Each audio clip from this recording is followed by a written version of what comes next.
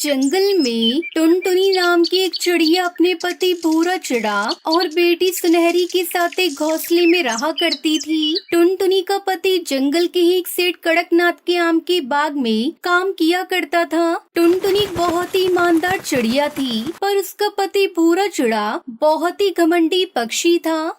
मैं काम से थका हारा लौट कर आया हूँ और तूने अभी तक खाना नहीं बनाया। भूरा जी, अभी तो आप आए हो तो आपको गर्मा गर्म खाना परोसूंगी। मैंने तुझे पहले ही समझाया था कि मेरे आने से पहले खाना लग जाना चाहिए, और तू मुझे दरवाजे पर पानी के एक गिलास के साथ खड़ी मिलाकर इस घर में मैं पैसा कमा कर लाता हूँ, तो तुझे मेरा कहा मानना पड़ेगा। तू करती ही क्या है पूरे दिन घर में बैठ के? भूरा चिड़ा टुनटुनी को ऐसे ही ताने दिया करता था, क्योंकि उसे पैसे कमाने का बहुत घमंड था। उसे लगता था कि एक चिड़िया पक्षी कुछ भी नहीं कर सकती। पर फिर एक दिन रास्ते में, अरे आज तो इस कलमुही टुनटुनी के चक्कर में मुझे देर हो गई। अब सेठ चिल्लाएगा। चलो जितना चिल्लाना है चिल्ला ले, पर पगार न काटे बस, वरना मैं क्या करूँगा।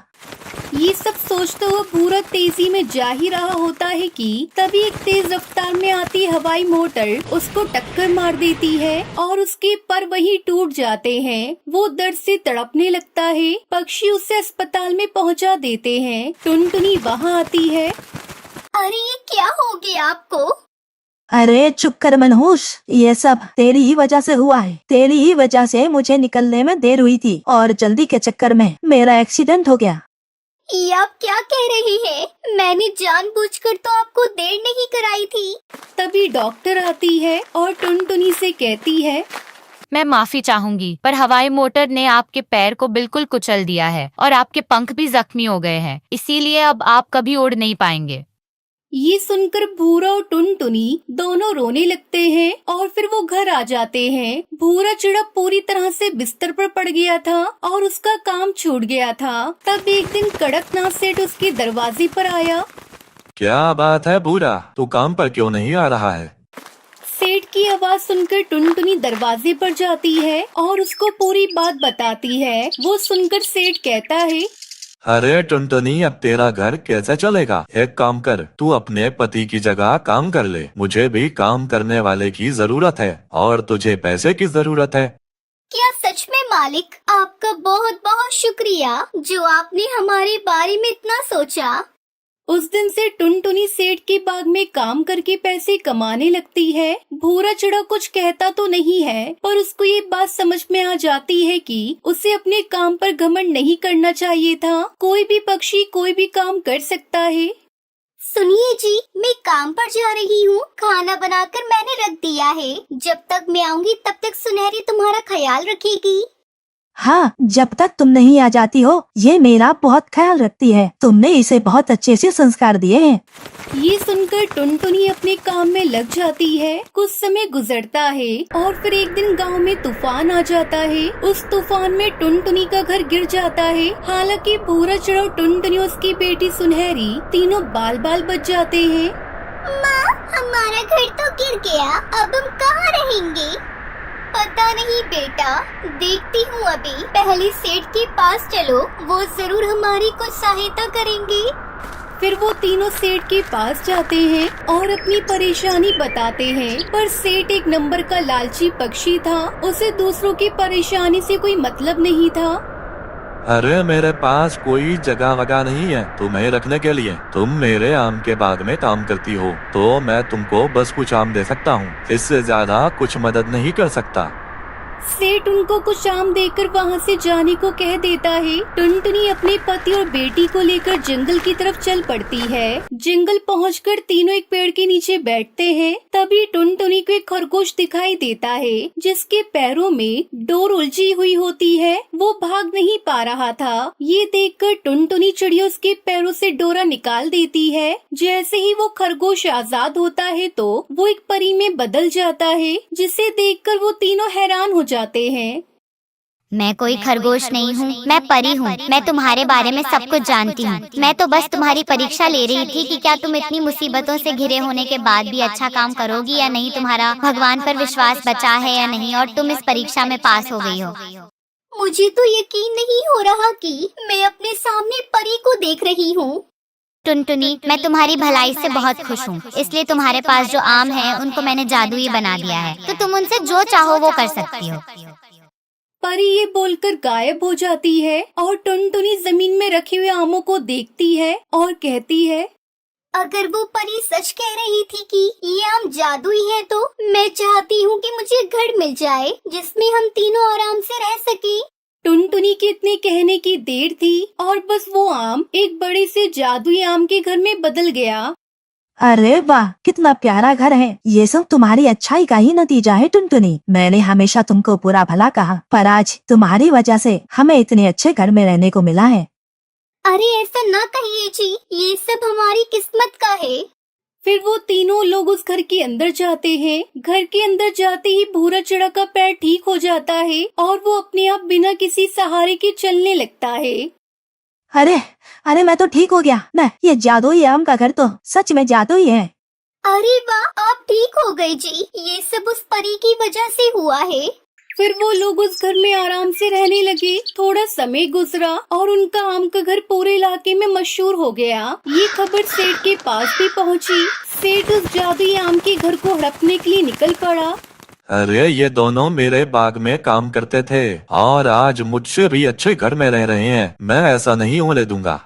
कड़कनाथ सेठ गुस्से में उनके घर में घुसता चला जाता है और चिल्लाने लगता है। वो उन तीनों को वहाँ से बाहर निकालना चाहता था, पर तभी कुछ आम उड़ते हुए आते हैं और उसके सिर पर बरसने लगते हैं। अरे ये क्या हो रहा है? आम बढ़ते चले जाते हैं और सेठ को बुरी तरह मारने लगते हैं। सेठ की हालत खराब हो जाती है तो वो उन तीनों से माफी मांगने लगता है। हमने तुम्हें माफ कर दिया सेठ, पर आगे से ऐसा कभी न करना। तुम अपने जीवन में खुश रहो और हमें भी रहने दो। ये सुनकर सेठ वहाँ से चला जाता है और टुनटुनी अपने परिवार के साथ उस जादुई आम के घर में एक अच्छा जीवन बिताती है।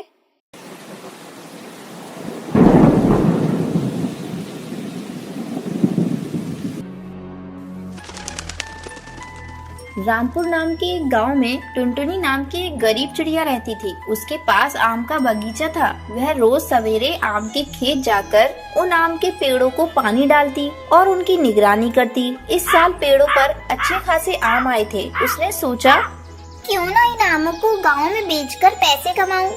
फिर वो आमों को गांव में जाकर बेचने लगी। पर इस साल टुनटुनी चिड़िया को आम के अच्छे दाम नहीं मिलते हैं, इसलिए वो आम को वापस घर ले आती है। तभी बंटी कबूतर टुनटुनी चिड़िया से पूछता है, अरे टुनटुनी, क्या हुआ? इतनी उदास क्यों हो? अरे भाई, मंडी में आम के दाम बहुत गिर गए हैं, इसलिए मैंने वहाँ आम नहीं बेचे। तब तक आप लोग कमेंट में बताएं 67 + 78 + 2 कितने होते हैं।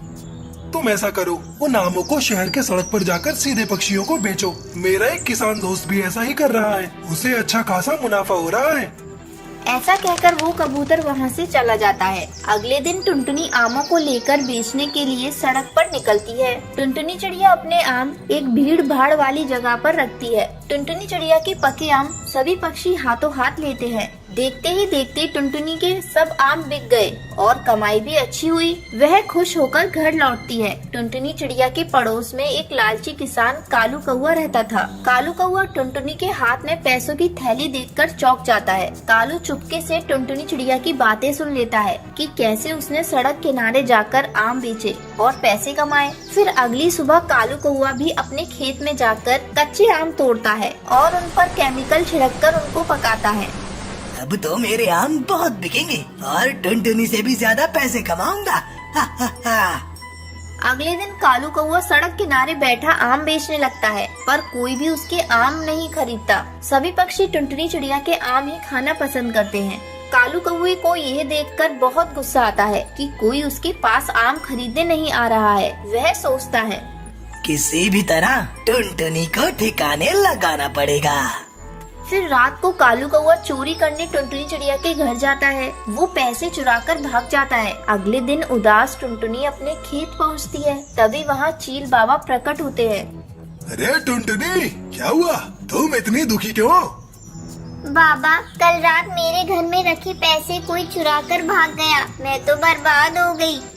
टुनटुनी बेटा, चिंता मत करो, अब रोने से कोई फायदा नहीं। खेत जाओ और काम करो। मुझे सब पता है तुम्हारे साथ कैसे अन्याय हुआ है, और मुझे पता है कि तुम एक मेहनती और ईमानदारी चिड़िया हो, इसलिए मैं तुम पर प्रसन्न हूँ और तुम्हें मैं इस पेड़ को जादुई आम आने का वरदान देता हूँ। इस पेड़ के आम चाहे कितने भी तोड़ो पर कभी खत्म नहीं होंगे। इसे बेचकर तुम सुखी हो जाओगी, तथास्तु।